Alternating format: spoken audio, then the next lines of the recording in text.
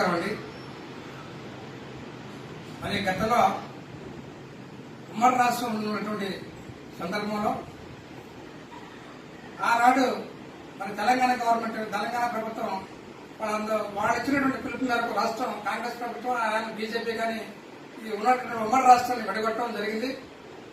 మరి అన్ని ఉన్నటువంటి వసతులు కలిగినటువంటి రాష్ట్రంగా తెలంగాణలో వారికి ఇవ్వటం, ఏమీ లేనటువంటి రాష్ట్రంగా ఆంధ్రప్రదేశ్ కి ఇవ్వటం, ఆంధ్రప్రదేశ్ లో మరి ఆనాడు చంద్రబాబు నాయుడు గారు ముఖ్యమంత్రిగా అవటం, మరి ఆనాటువంటి ఆంధ్రప్రదేశ్ లో నూతనంగా విభజించుకున్నటువంటి ఆంధ్రప్రదేశ్ లో కనీసం కూర్చున్న కుర్చీ కూడా లేనటువంటి పరిస్థితుల్లో ముఖ్యమంత్రి చంద్రబాబు నాయుడు ప్రమాణ స్వీకారం చేయడం, మరి ఏదైనా సెక్రటరీ అనేది ఇక్కడ కేరళ మద్రాస్ ఆంధ్రప్రదేశ్ కావాలి కాబట్టి ఒక రాజధాని అనేది అవసరం కాబట్టి ఒక మంచి ఆలోచనతో ఆయన నిర్ణయం తీసుకోవడం.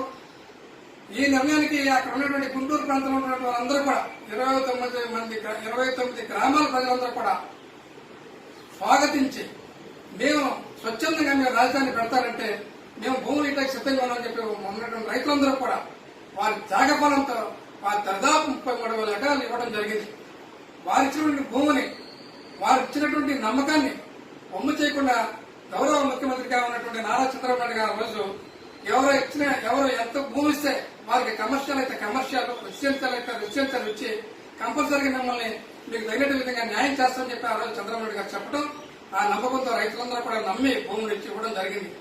అదే విషయాన్ని చంద్రబాబు నాయుడు గారు ఓన్ డిసిషన్ తో కాకుండా అసెంబ్లీ సమావేశాల్లో ఆ రోజు ఉన్నటువంటి ప్రతిపక్షంగా ఉన్నటువంటి జగన్మోహన్ రెడ్డి గారు కానివ్వండి, వారి ఎమ్మెల్యేలు 60 మంది కానివ్వండి, వారందరి సమక్షంలో అసెంబ్లీ సమావేశాలు జరుగుతున్నప్పుడు ముఖ్యమంత్రి గారు చంద్రబాబు నాయుడు గారు బాధ్యతగా ప్రతిపక్షానికి ఈ విషయం అయ్యా ఆంధ్రప్రదేశ్ లో రాజధానిని ఏర్పాటు చేయాలని నిర్ణయించుకున్నాం, ఆంధ్రప్రదేశ్ లో రాజధానికి భూములు ఇటాకి రైతులు సిద్ధంగా ఉన్నారు, దాదాపు 33,000 ఎకరాల దాకా ఇవ్వడానికి సిద్ధంగా ఉన్నారని చెప్పి ఆ రోజు అసెంబ్లీ సాక్షిగా చంద్రబాబు నాయుడు గారు చెప్పడం, ఆనాడు ఉన్నటువంటి ప్రతిపక్ష నాయకుడు జగన్మోహన్ రెడ్డి గారు వాళ్ళ ఎమ్మెల్యేలందరూ కూడా మేము స్వాగతిస్తా ఉన్నాం, మీరు అమరావతిలో రాజధాని పెడితే మేము దానికి సపోర్ట్ చేస్తాం, దానికి అది మాకు అంగీకారం అని చెప్పి ఆనాడు అసెంబ్లీ సాక్షిగా అప్పుడున్న ప్రతిపక్ష నాయకుడు జగన్మోహన్ రెడ్డి గాని వారి ఎమ్మెల్యేలందరూ కూడా ఒప్పుకున్నారు.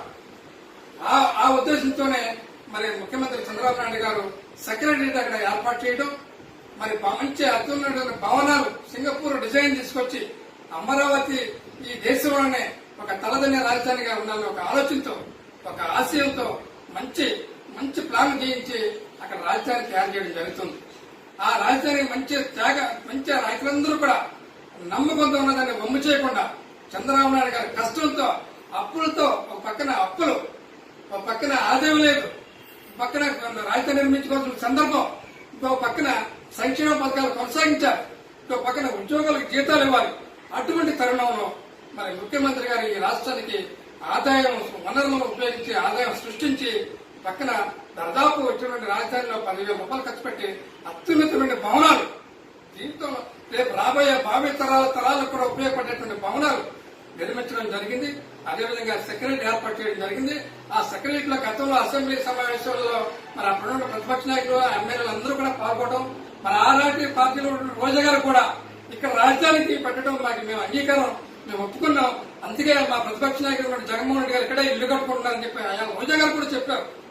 కనీసం ఆ మాటలన్నీ కూడా మర్చి ఇవాళ కేవలం మీ స్వార్థం కోసం, మీ ఇక్కడ విశాఖపట్నంలో ఉన్నటువంటి భూములను ఉపయోగించుకోవడం కోసం, మీ విశాఖపట్నంలో ఉన్న భూములు రేట్లు పెంచుకోవడం కోసం ఇవాళ మూడు రాజధానుల పేరు చెప్పి 3 ముక్కలాట ఈ ఆంధ్రప్రదేశ్ లో ఈ ముఖ్యమంత్రి గారు ఆడుతూ ఉన్నారని చెప్పి సందర్భంగా తెలియజేస్తా ఉన్నాం.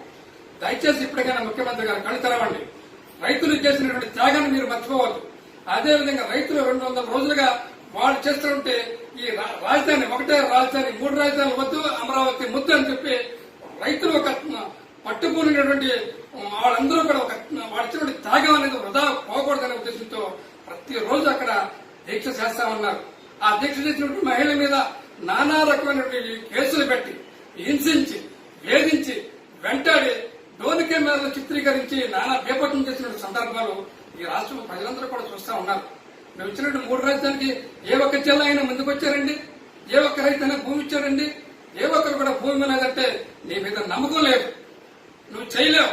ఎందుకంటే రైతులు 33,000 ఎకరాలు ఇచ్చారు, మంచి ఉన్నతమైన భవంతులు కట్టినటువంటి రాజధాని కనపడతా ఉంది. అమరావతి మీరు హేళన చేస్తా ఉన్నారు, అది అమరావతి కాదు శ్మశానం అన్నారు. ఎడారి అన్నారు. ఇవాళ చూస్తే వాళ్ళ దరిదాపు 200 రోజులు దాటిపోయిందండి. ఆ రైతులు ఎంత పట్టుదలతో ఉన్నారండి. ఇక్కడే రాజధాని ఏర్పాటు చేయాలి, ఈ రాష్ట్రం యొక్క ప్రాంతం అభివృద్ధి చెందాలి, ఈ రాష్ట్రం అభివృద్ధి చెందాలి అంటే ఇక రాజధాని ఉండాలి అనే ఒక ఆకాంక్ష రైతులా ఉంది తప్ప వాళ్ళ స్వార్థాల కోసం ఇవ్వలేదు. దయచేసి ఈ ఆంధ్ర రాష్ట్రం మీద చంద్రబాబు నాయుడు గారి మీద ఉన్న అభిమానంతో ఈ ఉన్నటువంటి 13 జిల్లాలకి ఈ రాజ్యాన్ని ఉపయోగపడుతున్న ఒక ఆలోచనతో ఇచ్చారు తప్ప రైతులు వారి స్వార్థంతో ఇవ్వలేదని చెప్పి మీకు తెలియజేస్తా ఉన్నాను. దయచేసి అయ్యా ప్రతిపక్ష నాయకులు, అయ్యా మరి మంత్రులు గాని, ఎమ్మెల్యేలు గాని, ముఖ్యమంత్రి గారికి కూడా నేను ఒకటే విలువిస్తా ఉన్నాను. అయ్యా మీరు ఆనాడు ఏం చెప్పారు? దరిదాపు మీ రాజధాని పెట్టడానికి 30,000 ఎకరాలు కనీసం పైబడి ఉండాలని మీ నోటితోనే చెప్పారు. 33,000 ఎకరాలు సేకరించారు, రూపాయి ఖర్చు లేకుండా. 10,000 రూపాయలు ఖర్చు పెట్టి భవనాలు కట్టారు. ఇంత చక్కటి రాజధానిలో మీరు రాజధాని వద్దు, ఇక్కడ రాజధాని పెట్టట్లేదు మేము అని చెప్పి రకరకాలుగా మంత్రులు ఎవరు చూసిన మాట్లాడటం, ఎమ్మెల్యేలు ఎవరు చూసిన మాట్లాడటం, 200 రోజులుగా వాళ్ళందరూ కూడా దీక్షలు చేస్తా ఉంటే ఒక మంత్రికి వెళ్ళలేదు, ఒక ఎమ్మెల్యే వెళ్ళలేదు. ముఖ్యమంత్రిగా అసలు ఈ ఆలోచన ఏంటో ఈ రోజు కూడా నువ్వు ఒక ప్రెస్ మీట్ పెట్టి రైతుల గురించి ఒక మాట మాట్లాడలేదంటే ఎంత గౌరవం ఇది. అంటే ఈ రాష్ట్రానికి సహాయం చేయడమే తప్ప, ఈ రాష్ట్రం మేల్కోరడమే తప్ప, ఈ రాష్ట్రంలో ఒక పౌరుడిగా ఈ రాష్ట్ర రాజధాని కావాలి, ఇక్కడే ఉండాలి అని అనుకోవడం తప్ప. నువ్వే చెప్పావు ప్రాంతాలకి చిన్న రాష్ట్రమైనటువంటి 13 జిల్లాలతో చిన్న రాష్ట్రం ఉన్నటువంటి రాష్ట్రం మంది ఇక్కడే అమరావతి ఉండటం మేము స్వాగతిస్తా ఉన్నాం. ఇక్కడికైనా పెట్టకపోతే మళ్ళీ తర్వాత రేపొద్దున మాకు కావాలి మాకు పెట్టాలనే ప్రాంతాల మధ్యన విభేదాలు వస్తాయని నువ్వే చెప్పావు.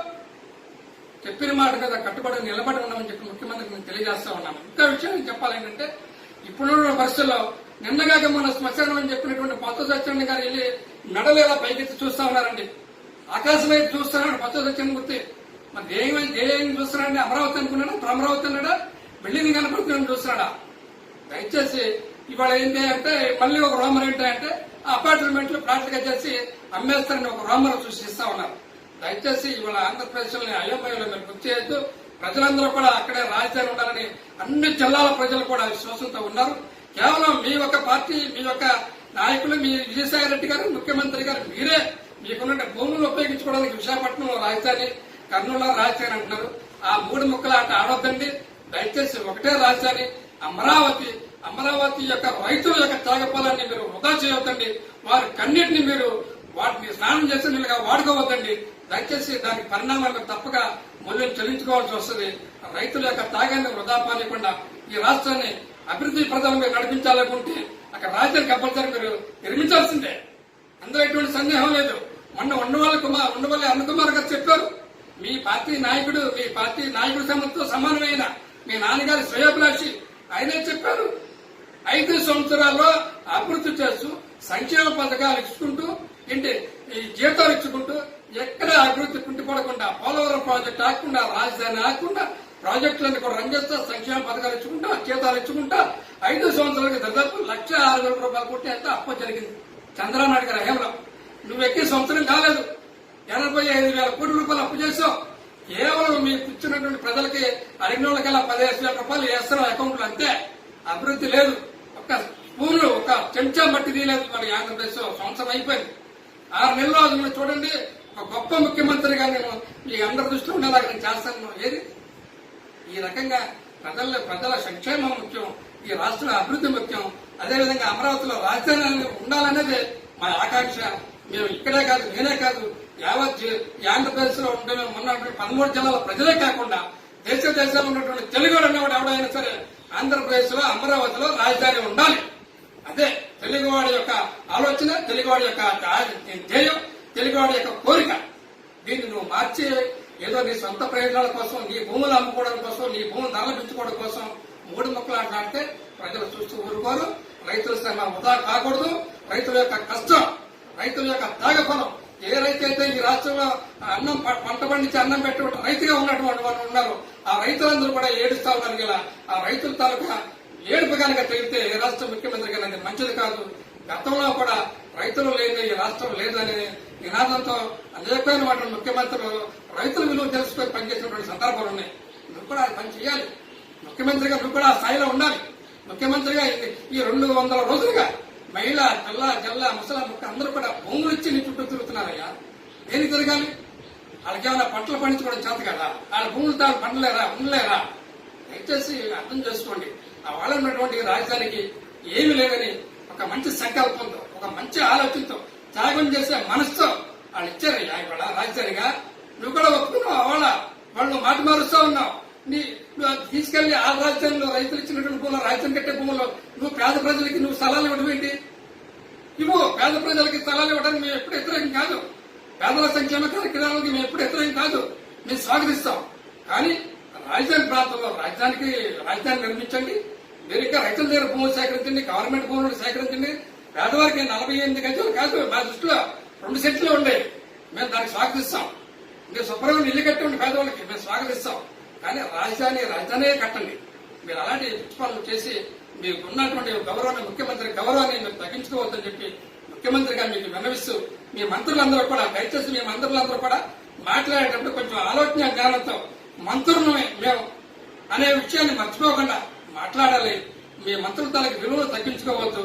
ఎవరి చూడండి మాట్లాడితే పేరున్నాని కానీ, ఆళ్ళనాని కానీ, కొడల్లాని కానీ కొంచెం జాగ్రత్తగా మాట్లాడండి. మీడియాని కనీసం ప్రశ్నించే వాళ్ళని తీసుకెళ్లి మీరు ఇలా జైల్లో పెట్టాల్సి మీరు ఎంత గౌరవం అండి ఇది? ప్రతిపక్షాన్ని అణచివేసే ప్రయత్నం చేస్తా ఉన్నారు. ప్రజల్ని ఇబ్బంది పెడతా ఉన్నారు. ఇవాళ ప్రజలు ప్రశ్నిస్తే ప్రజల్ని ఇబ్బంది పెడతా ఉన్నారు.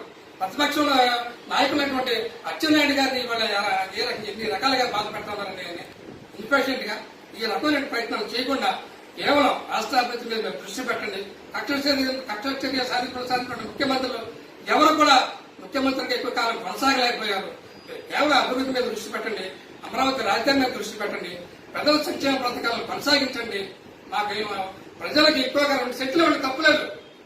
మీకు 2,000 ఎకరాలు సంపాదించండి. మీ నాన్నగారు ముఖ్యమంత్రిగా ఉన్నప్పుడు 1,000 ఎకరాలు మీ దగ్గర ఉంది. 1,000 ఎకరాలు ప్రజలకు ఇవ్వండి, తప్పే ఉంది. ముఖ్యమంత్రిగా దానకరుణిగా మీరు ఉండిపోతారు. మీ పేరు సరస్సాగి ఉండిపోతుంది. తప్ప రైతులు ఇచ్చిన భూమిని మీరు పేదలకు పంచుతామంటే అది కరెక్ట్ కాదు. అమరావతి రాజధాని కాడు ఇచ్చారు. వాళ్ళు కూడా రాజధానికి ఎక్కడ ఉంటే ఈ ప్రాంతం అభివృద్ధి చెందుతుంది. ఈ ప్రాంతంతో పాటు మా భవిష్యత్తు కూడా బాగుంటుందని చెప్పి రైతులు ఆశపడడంలో తప్పులేదు. వాళ్ళు ఫ్రీగా ఇచ్చారండి వాళ్ళ భూమి. వారి భూములన్నీ వారి భూమి ఇస్తే మనం రాజధాని కట్టుకుంటున్నాం. డబ్బులతో కొనలేదు మనం. ఇలా ఆయన చంద్రబాబు నాయుడు గారు ఫ్లాట్లు హ్యాపీ హోమ్లెస్ ఫ్లాట్లు అమ్మకానికి పెట్టారంటే బ్రహ్మాండ ఎంతో మంది 1,000 మంది కొన్నారు. ఇవాళ నువ్వు పెడితే ఎవరు కొట్టలేదు ఇవాళ ఫ్లాట్లు. నమ్మకాన్ని కాపాడుకోకూడదు. నమ్మకాన్ని కాపాడుకోవాల్సిన అవసరం చెప్పి ముఖ్యమంత్రి గారికి నేను విన్నవిస్తూ, మంత్రులందరూ కూడా నేను విన్నవిస్తూ, ఎమ్మెల్యేలందరూ కూడా సమానంగా పాటించి ప్రజల్లో ఒక భయభ్రాంతులకు గురి చేసే విధంగా కాకుండా ప్రజలకు ఒక నమ్మకాన్ని, భరోసాను కల్పించే విధంగా మీరు ముఖ్యమంత్రిగా మీరు పరిపాలన చేయవలసిన అవసరం ఉందని చెప్పి మీరందరూ కూడా తెలియజేసుకుంటూ సెలవు తీసుకుంటాను. Thank you. అమరావతి జై అమరావతి, జై జై అమరావతి, జై అమరావతి. అమరావతి రైతులందరూ కూడా ఇప్పుడు కూడా మా సంకల్పం, మా సహకారం ఉంటుందని చెప్పి తెలియజేసుకుంటూ ఈ అమరావతి రైతులందరూ కూడా మరొక్కసారి మా సహకారం, మా సపోర్ట్ ఎప్పుడు కూడా ఉంటుంది. అక్కడే రాజధాని ఉండాలి. అదే మనకు రాజధాని. ఆంధ్రప్రదేశ్ 3 రాజధానులు వద్దు, ఆ అమరావతి ముద్దు అనే నిదానంతో విధాబాటు కూడా మేము ఉన్నామని చెప్పి సందర్భంగా తెలియజేసుకుంటూ సెలవు తీసుకుంటాం. జై హింద్.